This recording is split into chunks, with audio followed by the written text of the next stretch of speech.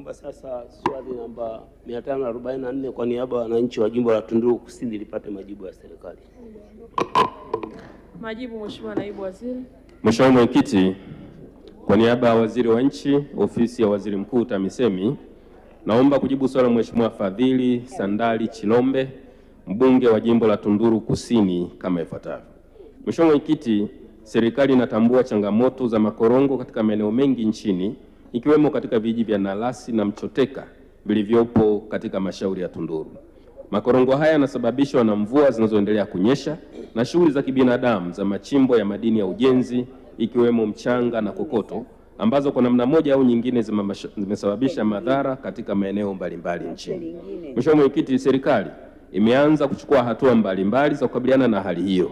Katika mwaka wa fedha 2026/27 serikali imetenga jumla shilingi milioni 10 katika halmashauri ya Tunduru kwa ajili ya utekelezaji wa shughuli mbalimbali za udhibiti wa mmomonyoko wa udongo na makorongo katika wilaya ya Tunduru.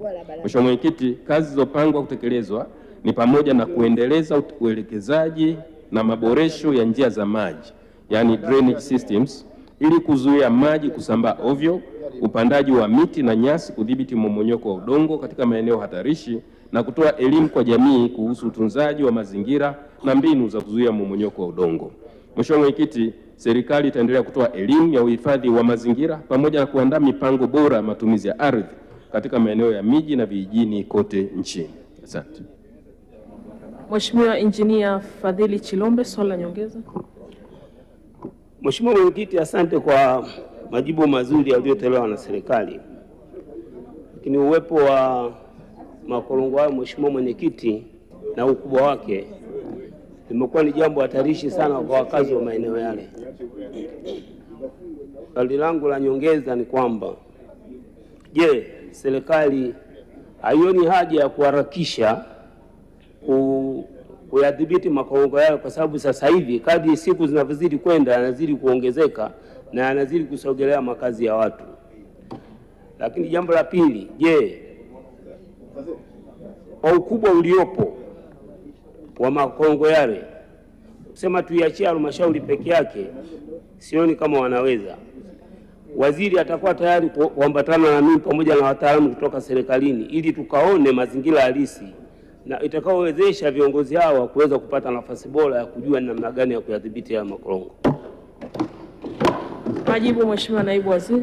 Asante sana Mheshimiwa Mwenyekiti. Mheshimiwa Mwenyekiti, kwanza nimpongeze Mheshimiwa mbunge wa Tunduru Kusini, Mheshimiwa Injinia Fadhili Sandali Chilombe kwa ufuatiliaji, na tunafahamu kwamba makorongo haya yanahatarisha pia maisha ya watoto pale ambapo maji yanakusanyika wakati wa msimu wa mvua na watoto mara nyingine kupata ajali kwenye makorongo hayo.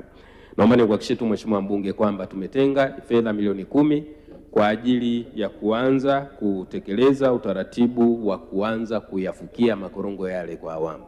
Na nitumie nafasi hii kumsisitiza mkurugenzi wa halmashauri ya Tunduru kwamba makorongo yale yaliyotokana na uchimbaji wa kifusi kwa ujenzi wa barabara za TANROADS, za TARURA na kadhalika, wanaweza kuweka utaratibu wakati wanazoa taka katika mji, katika maeneo yale taka ambazo si hatarishi, waendelee kuyabackfill yale makorongo taratibu, na baada ya muda makorongo yale yatapungua, lakini na serikali itaendelea kutenga fedha. Kwa Mheshimiwa mbunge, nikuhakikishie tu kwamba tunatambua kwamba ni makorongo hatarishi na tumetenga fedha kama awamu ya kwanza kuanza taratibu za kuyafukia, na tutaendelea kufanya hivyo kwa awamu. Lakini pili, niko tayari kuambatana na wewe ili kuweza kwenda katika jimbo la Tunduru Kusini kukagua miradi ya maendeleo, kuhamasisha pia shughuli za maendeleo kwa wananchi wa Tunduru.